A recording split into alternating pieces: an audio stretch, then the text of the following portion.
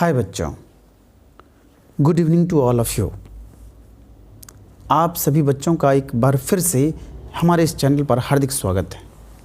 बच्चों, आज हमने आपके लिए 6 डेज चैलेंजेज रूटीन क्लास लाया हूँ। ये 6 डेज चैलेंजेज रूटीन क्या है, इसको सबसे पहले जानिए। आपके समय बचे हैं सिर्फ और सिर्फ 6 दिन परीक्षा में। कल से आपको 26, 27, 28, 29, 30 और 31 ये 6 डेज आपके परीक्षा में बचे हैं। इन 6 डेज में आपको चैलेंज लेना है। एक अच्छे रूटीन के माध्यम से आपको प्रत्येक सब्जेक्ट में जितना आपने पढ़ा है पिछले 3-4 महीनों और इस जनवरी में, उसको रिवाइज़ कर लेना, उसको याद किए हुए चीज़ों को रूटीनबद्ध तरीके से पढ़ लेना। और जो बचे हुए समय में BBA क्वेश्चंस चाहे जिस भी सब्जेक्ट का मिला हो, इंग्लिश, फिजिक्स, केमिस्ट्री, मैथ या जिसका भी, उनको आप रट लेना, उनको याद कर लेना, उनको तरीके से बना लेना। यह है 6 डेज चैलेंजेज रूटीन। तो बच्चों, आइए आपको इस रूटीन से हम भेंट कराते हैं। उम्मीद है कल से आप इस रूटीन के माध्यम से चलेंगे। आपका सारा सब्जेक्ट एक सिस्टम वे में इस 6 दिनों में आप निश्चित रूप से कवर कर लेंगे। याद करने की कोशिश करेंगे BBA क्वेश्चंस को, और आप पढ़े हुए जितने भी याद है उनको रिवाइज कर लेंगे। तो आइए हम आपको लिए चलते हैं 6 डेज चैलेंजेज रूटीन पर। ये है बच्चों 6 डेज चैलेंजेज रूटीन। चैलेंज 6 दिन के चैलेंज रूटीन को हम आपको बताना चाहेंगे। इसमें आप समझने का प्रयास करिए और कल से लग जाइए। तो सबसे पहला है बच्चों टू गेट अप, यानी उठ जाना। आपको 4 बजे मिनिमम सुबह में उठ जाना है। ये आपका रूटीन होना चाहिए। अगर किसी बच्चे को 4 बजे समय नहीं उठ पाते हैं 4 बजे, तो आप देर रात तक पढ़ें, 12 बजे तक। किसी किसी को आदत रहती है तो 12 बजे 1 बजे तक आप पढ़ लें। मैंने तब आप 4 बजे नहीं बल्कि 6 से 7 बजे उठें, 2 घंटा या 3 घंटा बाद कर लें, अपने रूटीन को मेंटेन कर लेंगे। मैंने इसमें 4 बजे से दिया है और ब्रह्म मुहूर्त का समय है बच्चों 3 बजे से शुरू होता है। अगर 3 बजे ब्रह्म मुहूर्त में, 4 बजे ब्रह्म मुहूर्त में उठते हैं आप, तो आपको याद और याददाश्त शक्ति जो है उसमें इजाफा होता है, उसमें बढ़ोतरी होता है। वो आपको अच्छा काम करता है। शांतिपूर्ण समय होता है, कोई शोरगुल और हल्ला नहीं होता है। इसलिए आपको मैं सलाह दूंगा, आपको मैं एक बात निश्चित रूप से बताऊंगा कि आप सुबह सुबह उठे 4 बजे या 3 बजे। मैं आपको एक 4 बजे का समय मिनिमम देता हूँ, 4:30 बजे का समय देता हूँ जिसमें आपको उठ जाना चाहिए। तो 4 बजे आप उठ जाएं। टू स्टडी, आप पढ़ाई करें। उसके बाद उठ के थोड़ा सा पानी वानी का छिट्टा मार लें आँखों में, और थोड़ा सा इधर उधर 2-4 मिनट करने के बाद आप जो है बैठ जाएं। 4 से 7 AM तक 3 घंटे बच्चों आपको फिजिक्स, केमिस्ट्री, ऑब्जेक्टिव और सब्जेक्टिव दोनों को 1-1, 1.5 घंटे आप रिवाइज़ करें, आप याद करें। BBA क्वेश्चंस को आप समझें, ऑब्जेक्टिव याद करें। ये है आपको मतलब 4 से 7 3 घंटे। फिर टू बी फ्रेश, यानी फ्रेश हो जाएं 7 से 7:30 तक। सुबह 7:30 तक आप जो है फ्रेश हो जाते हैं। आधा घंटा आप मुँह धो लें, वॉश कर लें, और जो भी आप नृत्य क्रिया से निपट लें आधा घंटा, या फिर आपको बहुत से बहुत 45 मिनट, ज़्यादा नहीं लगना चाहिए बच्चों की गए और फिर 45 मिनट, 1 घंटा, 2 घंटा हो गया। ऐसा करेंगे तो आपको कभी अच्छी तैयारी नहीं होगी। फिर आप टू स्टडी बैठ जाएं पढ़ने के लिए, और पढ़ें 7:30 से 10:30 तक। कब से कब तक? 7:30 से 10:30 तक, यानी 3 घंटे हिंदी और इंग्लिश। इसमें आप कुछ और सब्जेक्ट भी अपने मन से शामिल कर सकते हैं। सुबह के 3 घंटे, 1.5 घंटे का आप दे सकते हैं हिंदी इंग्लिश में। जो भी आपने ऑब्जेक्टिव पढ़ा, कहानी नहीं पढ़े तो उसको पढ़ लीजिए। जितना भी वीडियो नहीं देखे हैं किसी चैप्टर का, तो वीडियो देख लें और उसके आधार पर आप ऑब्जेक्टिव कर लें। मैंने एक रूटीनबद्ध तरीके से आप पढ़ेंगे तो रियली बच्चों आपको इस 6 दिनों में जितने सारे पढ़े हुए चीज़ हैं वो आपको याद हो सकते हैं। टू बाथ और टू इट, यानी कि नहा लें, खा लें। नहाना और खाना आप 10:30 से 12 तक कर सकते हैं, कर लीजिए, फ्री हो जाइए 10:30 से 12 तक बच्चों। दोपहर तक आप फ्री हो लें। फिर टू टेक रेस्ट, आपको रेस्ट भी करना चाहिए बच्चों, क्योंकि जब तक आपको शरीर में रेस्ट नहीं मिलेगा, शरीर को एक आराम नहीं मिलेगा, तो वह अच्छी तरह से काम नहीं कर पाएगा। तो आपको क्या करना चाहिए, रेस्ट कर लेना चाहिए। कितने बजे, आपको 12 से 12:30 या बच्चों 1 तक।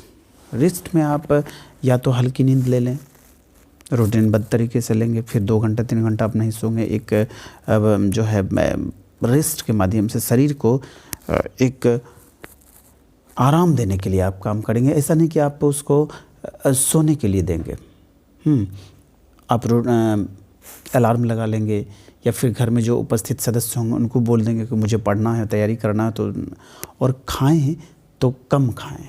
सोने से पहले आप रोटी खाएं तो बहुत अच्छी बात है, और चावल खाते हैं तो बहुत कम खाएं। मैं तो कहता हूँ आजकल आप कुछ दिन 2 4 10 दिन रोटी ही खाएं, जिससे कि आपको नींद ज़्यादा नहीं आए। तो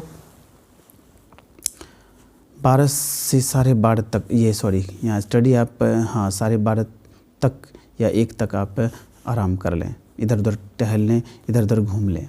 स्टडी फिर करने बैठ जाएं आप दोपहर में 1 बजे से 4 बजे तक। या बच्चों अगर आपने 12:30 बजे से ही फ्री हो गया है, 12:30 बजे तक यानी आराम नहीं करना, सोना नहीं है आपको, 12 से 12:30 तक आपने इधर उधर किया, रेस्ट कर लिया, तो आप 12:30 से लेकर के 4 तक आपको पढ़ना चाहिए, स्टडी करना चाहिए। इसके बाद टू टेक ब्रेकफास्ट, आपको नाश्ता कर लेना चाहिए। हल्का नाश्ता ब्रेकफास्ट कर लीजिए, जो भी मिले, चाय पी लीजिए या जो भी आपको ब्रेकफास्ट में पसंद हो। 4 से 5 तक आपको ब्रेकफास्ट कर लेना है, घूम लेना है या मार्केट से हो लेना है, जो भी आपको आप करते हैं नित्य रोज़ जो आपका रूटीन है, चाहे मार्केट जाना हो या सब्जी लाना हो या जो भी आपका काम है, वो आप 4 से 5 तक फरिया लें, कर लें। फिर स्टडी के लिए आ जाएं।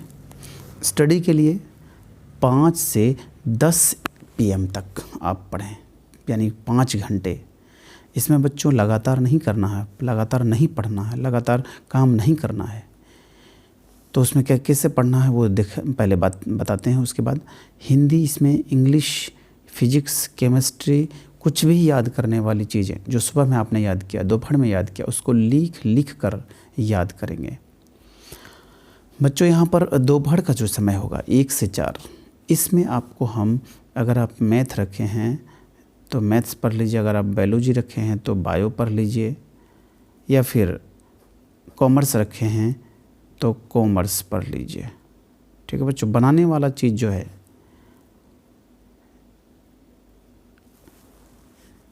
कॉमर्स, COMMERC, कॉमर्स आप पढ़ लीजिए। तो बच्चों मैथ्स हो, बायो हो या कॉमर्स हो, आप दोपहर में पढ़ा कीजिए, 3 घंटे 3.5 घंटे जितना आपसे संभव हो सके। और याद रखिए, एक बार बैठें पढ़ने के लिए तो 2 घंटा 1.5 घंटा पर आप अंतराल पे आप ब्रेक लें, उठ जाएं, थोड़ा सा मूड फ्रेश कर लें, तब आपको मतलब पढ़ने में मज़ा आएगा। तो बच्चों इसमें आगे फिर क्या है सो देखते हैं। टू इट, फिर आप जो खाना खा लें 10 बजे, रात में आप खाना खा लें। फिर स्लिप यानी कि सो जाएं, सोना 10 से 4 AM तक, यानी कि 6 घंटा आपको सुबह तक सोना है, 10 से 4। अगर आपको देर रात तक पढ़ने की आदत है तो आप 11 नहीं बल्कि 12 तक पढ़ लीजिए, 1 तक पढ़ लीजिए। अगर आपने 10 बजे जो है नहीं सोया तो 10 से 1 पढ़ लीजिए, यानी कि 2 से 3 घंटे। फिर आप उधर 4 नहीं बल्कि 6 या 7 बजे जग जाएं। तो जो मतलब कोई किसी बच्चे को देर रात तक पढ़ने की आदत है तो उधर 6 तक 7 तक उठें। अगर आप 10 से 10:30 बजे तक सो जाते हैं तो उधर आप 4 बजे उठ जाएं। जो मतलब आपके शरीर को जो सूट करता है वो काम करें। तो बच्चों आप निश्चित रूप से एक अच्छी तैयारी को निश्चित रूप से आप अंजाम देंगे।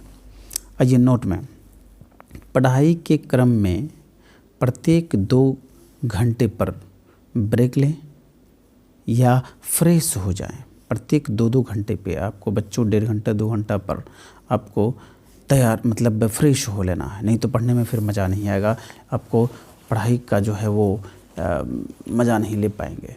तो इस चीज़ को एक बार फिर से देखें कि पढ़ाई के क्रम में प्रत्येक 2 घंटे पर ब्रेक लें या फ्रेश हो जाएं। ये एक ट्रिक है बच्चों पढ़ने का। अगर नहीं करते हैं तो आप लगातार या तो आलस्य में आ जाते हैं, या तो नींद आ जाती है, या तो पढ़ने में नहीं मन लगेगा, कुछ ना कुछ आपको होगा। लेकिन 1 घंटे 1.5 घंटे या 2 घंटे तक पढ़ने के बाद अगर आप चहलकदमी कर लेते हैं, टहल लेते हैं, या फिर कोई गाना सुन लेते हैं, या फिर किसी से बात कर लेते हैं कुछ देर के लिए, तो आपका मूड एक तरह से फिर से तरोताज़ा हो जाता है काम करने के लिए। ये एक ट्रिक है बच्चों, इसको अपनाइए। मुझे उम्मीद है आपको ये बात पसंद आएगा, और अगर आपने अभी तक नहीं किया है तो आपको करना चाहिए।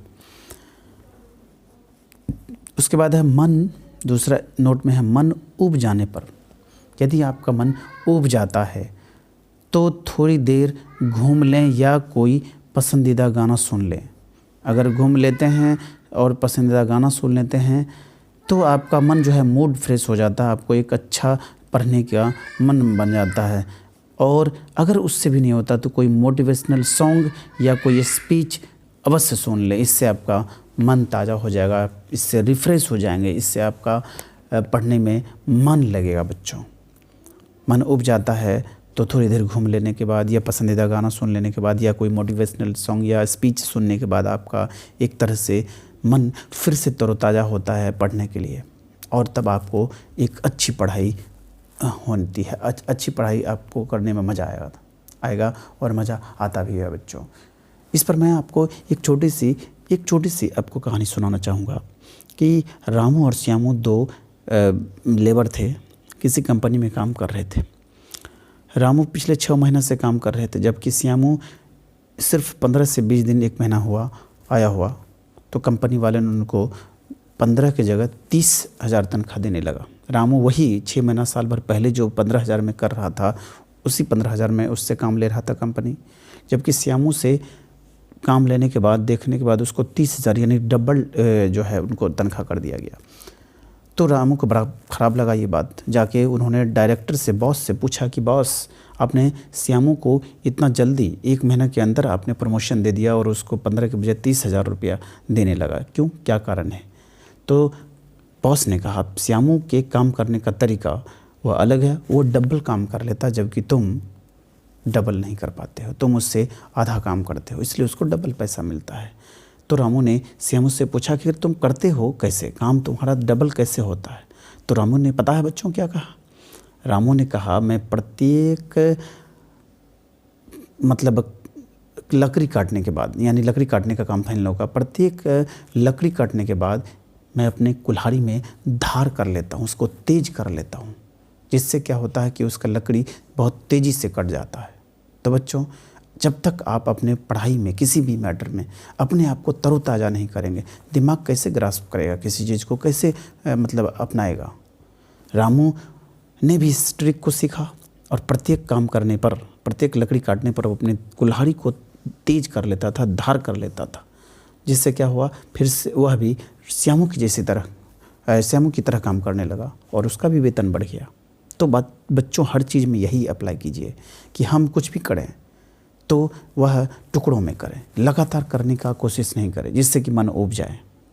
मुझे उम्मीद है यह कहानी पसंद आई होगी और यह रूटीन भी आपको अच्छा लगा होगा। अगर अच्छा लगा होगा आप कमेंट करेंगे, आप लाइक करेंगे, शेयर ज़रूर करेंगे बच्चों। तो आज के लिए बस इतना ही। तब तक के लिए सब्बा खैर, गुड नाइट, शुभ रात्रि।